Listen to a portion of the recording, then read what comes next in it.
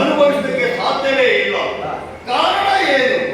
ಒಂದು ನಾಡಿನಲ್ಲಿರಬೇಕಾದ ಚಮುರ ಇಂದು ಕಾಡಿನಲ್ಲಿದ್ದಾನೆ. ನನ್ನ ಜೀವನದಲ್ಲಿ ನಡೆದು ಬಂದ ದುರ್ಘಟನೆಯಾದರೂ ಏನು?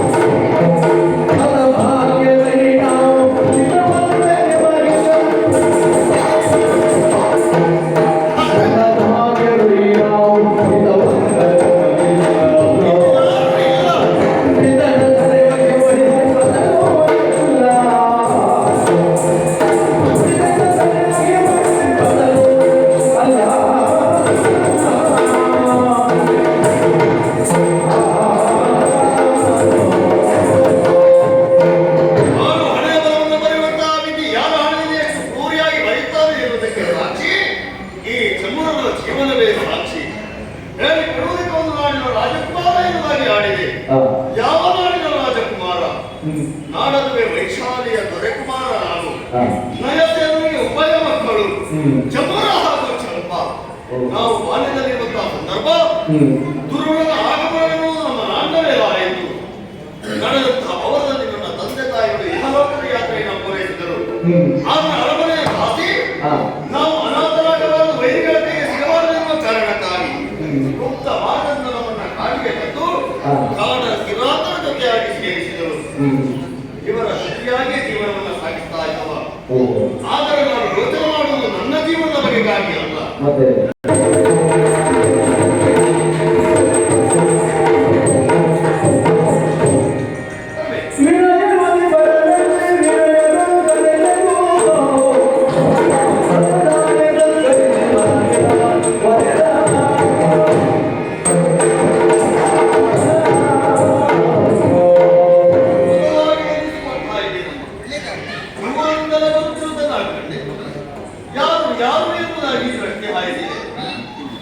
ಎಲ್ಲಿಗೋ ಹೋಗುತ್ತಾ ಇರಬಹುದು ಎನ್ನುವುದಾಗಿ ಊಹಿಸಿಕೊಂಡೆ. ಬರುತ್ತಾ ನಮ್ಮ ಮನೆಗೆ ಬಂದ ಬೆಳಗ್ಗೆ ನಮ್ಮನೆಗೂ ಬರ್ತೀನಿ ಎಂದು ನಾನು ಭಾವಿಸುವಲ್ಲ. ಯಾಕಾದ್ರೂ ಬಂದ್ರು ಅಂತ ಹೇಳಿದ್ರೆ ಉಂಟಪ್ಪ. ನಮ್ಮನೆಗೆ ಹಾಗೆಲ್ಲ ದೊಡ್ಡ ಮನುಷ್ಯರು ಬರುವುದಿಲ್ಲ. ಹಾಗೆ ನಿಮ್ಮನ್ನ ಕಡಿಯುವಾಗ ಯಾರು ಬರುವುದಿಲ್ವೇನೋ? ದೊಡ್ಡವರು ಬರುವಂತ ಮನೆ ಇದಲ್ಲ. ಹಾಗಂತ ನಿಮ್ಮನ್ನ ಕಂಡಾಗ ಒಂದು ನಾಡಿನ ಮಹಾರಾಣಿ ಹಾಗೆ ಕಾಣಿಸ್ತಾ ಇದ್ದೀವಿ. ನಿಮ್ಮ ಹೆಸರೇ ಎಲ್ಲಿಗೋ ಹೊರಟವರ ದಾರಿ ತಪ್ಪಿ ಬಂದ ಅಲ್ಲ, ನಮ್ಮನ್ನೇ ಕಾಣಲು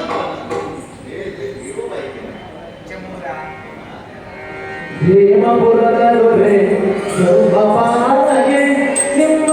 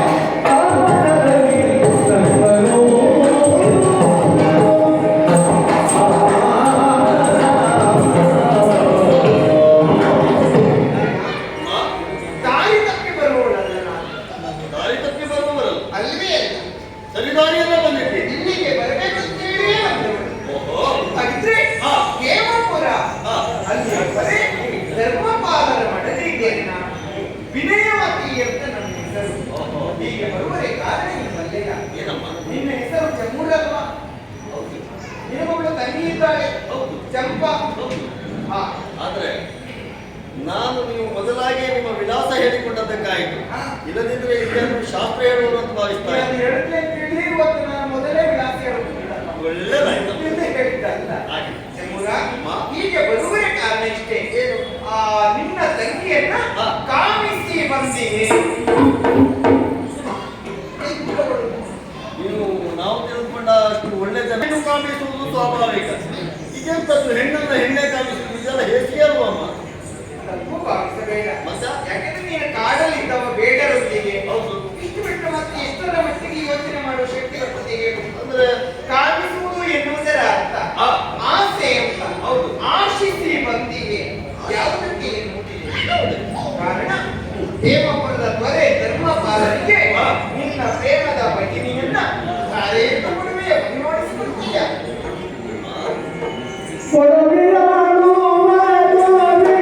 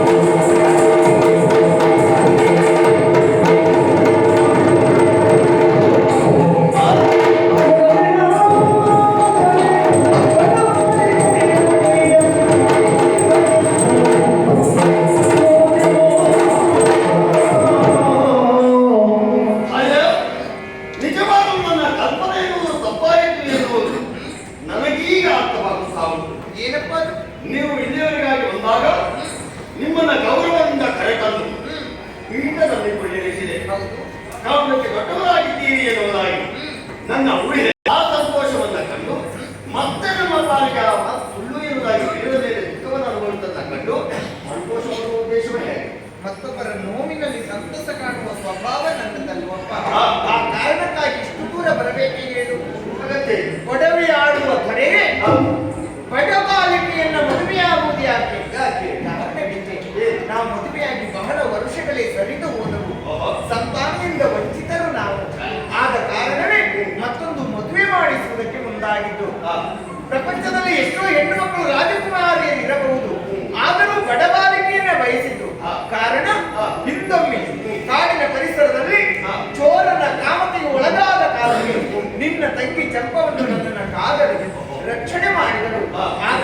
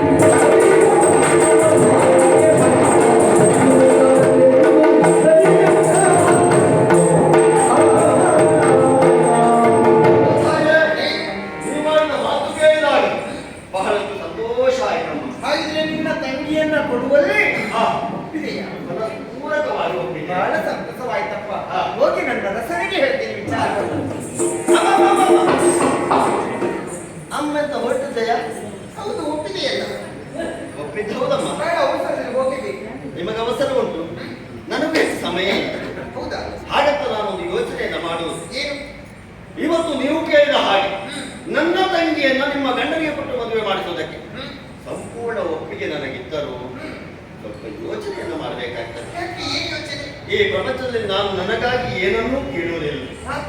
ನಾನು ಈ ರೀತಿಯಾಗಿ ಯೋಚನೆಯನ್ನು ಮಾಡಬೇಕಂತಾದ್ರೆ ಇದು ದುರಾಲೋಚನೆ ಅಂತ ಭಾವಿಸಬೇಡಿ. ಏನೂ ಕೇಳುವುದಿಲ್ಲ. ಪ್ರತಿಯೊಬ್ಬರು ಹಾಗೆ ಮತ್ತೊಬ್ಬರ ಕಷ್ಟಕ್ಕಾಗಬೇಕು, ಮತ್ತೊಬ್ಬರಿಗೆ ಉಪಕಾರ ಮಾಡಬೇಕು. ಖಂಡಿತವಾಗಲೂ ಹೌದು.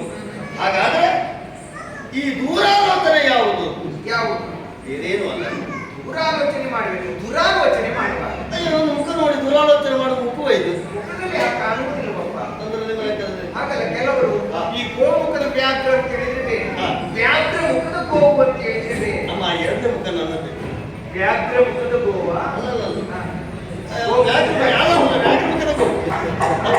ಗೋಮುಖದ ವ್ಯಾಘ್ರ ಅಂತ ಹೇಳಿದ್ರೆ ಮುಖ ನೋಡುವುದಕ್ಕೆ ಗೋವಿನ ಹಾಗೆ, ಮನಸ್ಸು ವ್ಯಾಘ್ರದ ಹಾಗೆ. ಇನ್ನು ವ್ಯಾಘ್ರ ಮುಖದ ಗೋವು ಅಂತ ಹೇಳಿದ್ರೆ ಮುಖ ವ್ಯಾಘ್ರದ ಹಾಗೆ, ಮನಸ್ಸು ಗೋವಿನ ಹಾಗೆ. ಏನೇನು ಅಲ್ಲಮ್ಮ, ನನ್ನ ತಂಗಿಗೆ ಹುಟ್ಟುವಂತಹ ಮಗುವಿಗೆ ನಿಮ್ಮ ನಾಡಿನ ಪಟ್ಟವನ್ನ ಕಟ್ಟುವುದಾದರೆ ಸರಿಯಿಂದ ವಯಸ್ಸಿ ಬಂದಿರುವುದೇ ಅಗತ್ಯ ಇಲ್ವಾ? ನನಗೆ ಸಂತಾನ ಆಗಲಿದ್ದಕ್ಕಾಗಿ ಸಂತಾನ ಪಡೆಯುವಲ್ಲಿ ನಿನ್ನ ತಂಗಿಯನ್ನ ವಹಿಸಿದ್ದು, ಮತ್ತೆ ನಿನ್ನ ತಂಗಿಯ ಹೊಟ್ಟೆಗೆ ಹುಟ್ಟುವ ಮಗನಿಗೆ ಹೇಮಕೃತ ಪಟ್ಟ ಮತ್ಯಾರೆ ಕಟ್ಟುವುದಕ್ಕೆ ಸಾಧ್ಯ ಉಂಟು? ನೀವು ಹೇಳುವ ವಿಷಯ ಸತ್ಯವೇ. ಇಲ್ಲಿವರೆಗೆ ನಿಮ್ಮ ಪಾಲಿಗೆ ಸಂತಾನ ಆಗಲಿಲ್ಲ. ಕೆಲವೊಮ್ಮೆ ಕೆಲವು ಘಟನೆಗಳು ನಡೀತದಮ್ಮ. ಈ ಕೆಟ್ಟ ಬೀಜ ಸುತ್ತಲೂ ಮೊಳಕೆ ಬರ್ತದಂತೆ. ಮರುಭೂಮಿಯಲ್ಲಿ ಕೆಲವೊಮ್ಮೆ ನೀರೂ ಸಿಗುವುದುಂಟಂತೆ. ಹಾಗೆಯೇ ಇಲ್ಲಿವರೆಗಾಗಿ ಬಂಜಾದಂತಹ ನೀವು ನನ್ನ ತಂಗಿಯ ಕಾಲ್ಗುಣದಿಂದ ಹಡೆದರೆ ನಡೆಯುವುದಿಲ್ಲ, ವಿಶ್ವಾಸ ಉಂಟು. ಹಡೆದರೆ ದೂರ ಸರಿ ಬಿಡು. ನಿನ್ನ ತಂಗಿ ಅಥವಾ ತಂಗಿ ಮಕ್ಕಳ ಕುರಿತು ಯೋಚನೆ ಮಾಡಿ. ಹಂಗಾಗಿ ನಾನು ಏನು ಕೇಳುದು, ನಿನ್ನ ತಂಗಿ ಬಂದ ಆಗಳಿಗೆ ನಾನು ತಾಯಿ ಆಗಿ ಕೂಡ ಮಾತು ಕೊಡ್ತಾ ಇದ್ದೇನೆ. ನಿನ್ನ ತಂಗಿಯ ಹೊಟ್ಟೆಗೆ ಹುಟ್ಟುವ ಮಗನಿಗೆ ಹೇಮಪುರದ ಪಟ್ಟ. ಸಂತೋಷ. ನಮ್ಮಿಂದ ಒಂದು ಹೊರಟದೆ ಆಯ್ತಲ್ಲ, ಮುಗಿತಲ್ಲ. ಏನು ಏನಪ್ಪ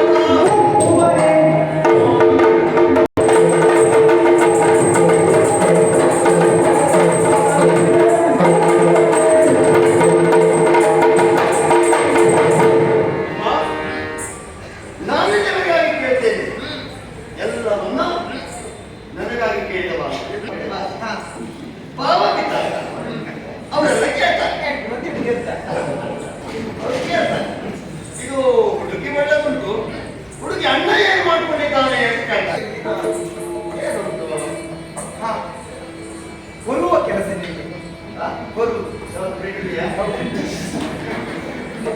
ಗಟ್ಟಿ ಆಳ್ಬೇಕಪ್ಪ ಅದಕ್ಕೆ. ನಾನು ಪೆಟ್ಟಿಗೆ ಹೊರತೇನೆ ಆಸೆ ಅಂತ ಹೇಳುವುದಿಲ್ಲ.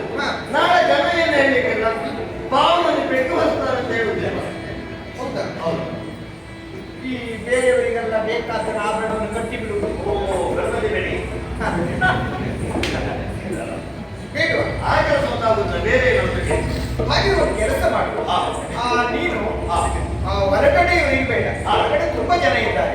ನಮ್ಮ ಒಳಗಡೆ ಒಂದು 40-45 ಜನರಿಗೆ ಅಡುಗೆ ಮಾಡಿಕೊಂಡಿರಪ್ಪ. 40-45 ಜನರಿಗೆ ಅಡುಗೆ ಮಾಡಿಕೊಂಡಿರ. ಏನು ನೀವು ಬೇಕಾದ್ರೆ ಹೊರಗಡೆ ಇರುವ 400 ಜನಕ್ಕೆ ಅಡುಗೆ ಮಾಡಿ ಅಂತ ಹೇಳಿ ನಾನು ಮನಸ್ಪೂರ್ವಕವಾಗಿ ಮಾಡ್ತೇನೆ. ಆದ್ರೆ ಈ 42 ಜನ ಇರುವ ತಂಡಕ್ಕೆ ಅಡುಗೆ ಮಾಡುವಂತ ನಾನು ಕೆಲವು ತಂಡದಲ್ಲಿ ನೋಡಿದ್ದೇನೆ. ಒಬ್ಬರು ಸರಿಯಾದ ಸಮಯಕ್ಕೆ ಊಟಕ್ಕೆ ಬರುವುದಿಲ್ಲ, ಕೆಲವರು ಊಟ ಸಿದ್ಧ ಹಾಗೂ ಮುಕ್ತವಾಗಿಯೇ ಬಂದುಕೊಂಡು ಕೊಟ್ರೆ ಅಡುಗೆ ಆಯ್ತಾ ಕೇಳು, ಇಲ್ಲಪ್ಪ ಸಮಯ ಆಗಲಿಲ್ಲ ಮಾಡ್ತೀನಿ ಅಂತ ಹೇಳು. ಅಡುಗೆ ಸಮಯ ಆದಾಗ, ಅಡುಗೆ ಸಿದ್ಧ ಆದಾಗ ಊಟಕ್ಕೆ ಬರುವ ಮಾಡು ಅಷ್ಟು ಹೇಳಿದ ಅವ. ಆಮೇಲೆ ತಿರುಗಿ ನೋಡಿದ್ರೆ ಇಷ್ಟಿಷ್ಟು ಗುಂಬಳಕಾಯಿ ಓಡಾಕೊಂಡು ನಾನು ಅವರಿಗೆ ಕೇಳಿ, ಏನಪ್ಪ ನೀನು ಕುಂಬಳಕಾಯಿ ಕರ್ಮಕ್ಕ ಅಂತ ಕೇಳಿದೆ, ಇಷ್ಟು ಹೂಳ ಹಾಕೊಂಡು ಕೂತಿದ್ದೆ ಅಂತ ಹೇಳಿದ್ರೆ ಕುಂಬಳಕಾಯಿ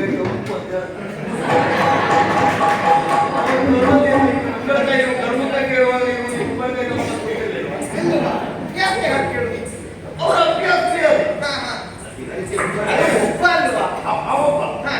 ಅವರ ಕೆಲಸ ಒಂದು ದಿವಸ ನಾನು ಒಂದೇ ನಿರೀಕ್ಷೆಯಲ್ಲಿ ನಿಮ್ಮ ಬಂದವ ಸುಮ್ಮನೆ ಊಟ ಮಾಡ್ಕೊಂಡು ಹೋದ. ಮತ್ತೊಬ್ಬ ಬಂದ, ಬರುವಾಗ ತಡ ಬಂದಿದ್ದವ. ಬಂದವ ಕೇಳಿದ ಏನು ಕೊಟ್ರೆ ಹುಳಿ ಅಂತ. ಅದು ಬದನೆಕಾಯಿ ಅಂದ್ರೆ ಬದನೆಕಾಯಿ ನಿಮ್ಮ ಬೊಜ್ಜ ಕಟ್ಟಡ ನೋಡ್ತಂತೆ. ಒಬ್ಬನಿಗೆ ಕುಂಬಳಕಾಯಿ ಆಗುವುದಿಲ್ಲ, ಒಬ್ಬನಿಗೆ ಬದನೆಕಾಯಿ ಆಗುವುದಿಲ್ಲ, ಒಬ್ಬನಿಗೆ ಬೆಂಡೆಕಾಯಿ ಆಗುವುದಿಲ್ಲ. ಮತ್ತೆ ಎಂತ ಕುಂಬಳಕಾಯಿ ಬೇಡ ಅಂತ ಹೇಳಿದವ ಈಗ ಮತ್ತೆ ಒಬ್ಬ ಬದನೆಕಾಯಿ. ಇಬ್ಬರು ಸಮಪ್ರಾಯದವರ. ಸಮಪ್ರಾಯದವರಿದ್ದಾರೆ ಆ ತಂಡದವರು. ಅದ್ರಲ್ಲಿ ಒಬ್ಬ ಕುಂಬಳಕಾಯಿ ವಿಷಯ ಹೇಳುವ ಮತ್ತೊಬ್ಬ ಬದನೆಕಾಯಿ ವಿಷಯ ಹೇಳುವ. ಒಳ್ಳೆ ಹುಡುಗರು ಪ್ರಪಂಚದಲ್ಲೇ ಆಗಲಿಕ್ಕೆ ಸುದ್ದಿಗೆ ಹೋಗ್ಬೋದು. ವಯಸ್ಸಾದವರು ಸ್ವಲ್ಪ ಇದ್ದಾರೆ. ಹಾಗಿದ್ರೆ ನೀನು ಅಡುಗೆ ಮಾಡಿಕೊಂಡು ಅಡುಗೆ ಬೇಡ, ಹಾಗಿದ್ರೆ ಮತ್ತೇನು ಮಾಡ್ಕೊಂಡಿರ್ತೀಯ? ಒಂದು ಉಪಕಾರ ಮಾಡ್ತೇನೆ. ಏನು ಅಡುಗೆ ಮಟ್ಟ ಹಾಕಿ ಅಂತ ಹೇಳಿದ್ರೆ ಅಡಿಪೇಟಿ ಅಂದ್ರೆ ಸಹಾಯ ಸಹಾಯ ಮಾಡುವ ಅದು ಬೇಡ. ಇದೆಲ್ಲ ಆಗುದಿಲ್ಲ. ಹಾಗೆ ಮತ್ತೇನು ಕೆಲಸ ಮಾಡ್ತೀಪ್ಪ ನೀನು ಮಾಡೋ ಕೆಲಸ ಏನು ಉಂಟು? ಅದು ನನಗೆ ಅಷ್ಟೇ ಎತ್ತುವುದಿಲ್ಲ. ಅಲ್ಲ ಮತ್ತೇನು ಕೆಲಸ ಕೊಡುವುದು? ನಾನೇ ಹೇಳ್ತೆ ಸೇನೆಗೆ ಅಧಿಪತಿ ನಾನಾಗುವುದೇ. ಹಾ. ಆ ನರೇಂದ್ರ ತಾವು ಒಪ್ಪುವನೇ. ಅಮ್ಮ ನನಗೆ ಮೊದಲೆಲ್ಲ ಸೇನೆಯ ಬಗ್ಗೆ ಗೌರವ ಇರಲಿಲ್ಲ. ಹಾ. ಸೇನೆಯಲ್ಲಿ ಇದ್ದವರ ಮೇಲೆ ಗೌರವ ಇದ್ದಿತ್ತು, ಆದ್ರೆ ಆ ವ್ಯವಸ್ಥೆ ಮಾಡುವವರ ಮೇಲೆ ನನಗೆ ಗೌರವ ಇರಲಿಲ್ಲ. ಹಾ. ಆದರೆ ಇತ್ತೀಚಿನ ದಿನದಲ್ಲಿ ಆ ನರೇಂದ್ರನ ಕೆಲಸ ಮಾಡಬೇಕೆನ್ನುವ ತೀರ್ಮಾನಕ್ಕೆ ಬಂದಿದೆ. ಸೇನೆಗೆ ಅಧಿಪತಿ ನಾನಾಗುವುದಕ್ಕೆ ಆ ನರೇಂದ್ರ ತಾವು ಒಪ್ಪುವನೇ. ಚಮೂರ, ನಿನಗೆ ಸೇನೆಗೆ ಅಧಿಪ ಆಗಬೇಕು ಎನ್ನುವ ಬಯಕೆ ಹೌದು ನರೇಂದ್ರ ಒಪ್ಪುವನೇ. ಹೌದು. ಈಗ ಹಾಗೆಯಪ್ಪ, ಯಾರೋ ಒಬ್ರು ಅಥವಾ ಇಬ್ರು ನರೇಂದ್ರ ಇವಾಗ ಸಹಾಯ ಮಾಡಿದ್ದಾನೆ ಅಂತ ಹೆಮ್ಮೆ ಪಟ್ಟ ಸಾಕಾಗುವುದಿಲ್ಲ. ಎಲ್ಲವರೂ ಮನ ಮಾಡಿದ್ರೆ ನರೇಂದ್ರ ಶಾಶ್ವತವಾಗಿ ಎಲ್ಲವರಿಗೂ ಸಹಾಯ ಮಾಡುವುದು ಮನ ಮಾಡ್ತಾರೆ. ನರೇಂದ್ರನ ಆಳ್ವಿಕೆ ಇರುವಾಗ ಹೊರ ರಾಜ್ಯದವರು ಈ ರಾಜ್ಯದ ಒಂದು ಇಡೀ ಮಣ್ಣನ್ನು ಕೊಟ್ಟು ಹೋಗುವುದಕ್ಕೆ ಸಾಧ್ಯ ಆಗುವುದಿಲ್ಲ, ಇಡುವುದೇ ಇಲ್ಲ. ಹಲವಾರು ಕಾಲದಲ್ಲಿ ಸಂದರ್ಭದಲ್ಲಿ ಬೇಕಾದ ಸಹಾಯಗಳನ್ನ ಇಟ್ಟದ್ದು ಸೇನೆಗೆ. ಆ ಸೇನೆಗೆ ಸುವ್ಯವಸ್ಥೆಯನ್ನ ಮಾಡಿದವರು. ಆದ್ರೆ ಈಗೀಗ ಹೊರಗಿನಿಂದಲೇ ನಮ್ದು ಹೋಯ್ತು ಅಂತ ಬೊಬ್ಬೆ ಹಿಡಿದು ಪ್ರಾರಂಭ ಮಾಡಿದ್ದಾರೆ. ಮೊದಲೇ ಸ್ವಲ್ಪ ಜಾಗೃತರಾಗಿದ್ದೇ ಇದ್ರೆ ಹೋಗ್ಲಿಕ್ಕೆ ಬಿಡ್ತಾ ಇದ್ರ ನರೇಂದ್ರ. ಖಂಡಿತವಾಗ್ಲೂ ಬಿಡುವುದಿಲ್ಲ. ಇವಾಗ ನಂದು ಹೋಯ್ತು ಅಂತ ಹೇಳಿದ್ರೆ ನೀನು ಹಾಗೆ ಹೋಗ್ಬೇಕು ಅಂತ ಯೋಚನೆ ಮಾಡುವುದಲ್ಲ, ಅಲ್ಲಿ ಹೋದ್ಮೇಲೆ ಸುಮ್ಮನೆ ಕೂತ್ಕೊಳ್ಳೋದಲ್ಲ, ಯುದ್ಧ ಮಾಡ್ಬೇಕು. ನಾನು ಯುದ್ಧ ಮಾಡಲಿಕ್ಕೂ ಆಗುವುದಿಲ್ಲ. ನರೇಂದ್ರನ ಬಗೆಗಾಗಿ ಅಪಾರವಾದ ಅಭಿಮಾನ ಮತ್ತೆ ಸೇನೆಯ ಬಗ್ಗೆ ಅಭಿಮಾನ ಬರೋದಕ್ಕೆ ಕಾರಣ ಏನು ಕೇಳಿ. ಮೊದಲು ಒಬ್ಬ ಸತ್ರ ಅವ್ನು ಸತ್ಯ ಹೋದ. ಈಗ ಒಬ್ಬನನ್ನ ನಮ್ಮವರು ನಡ್ಕೊಂಡ್ರೆ ನಿಮ್ಮ ನರೇಂದ್ರ 40 ಜನ ಕೊಡ್ತಾನೆ. ಖಂಡಿತ. ಹಾಗಾಗಿ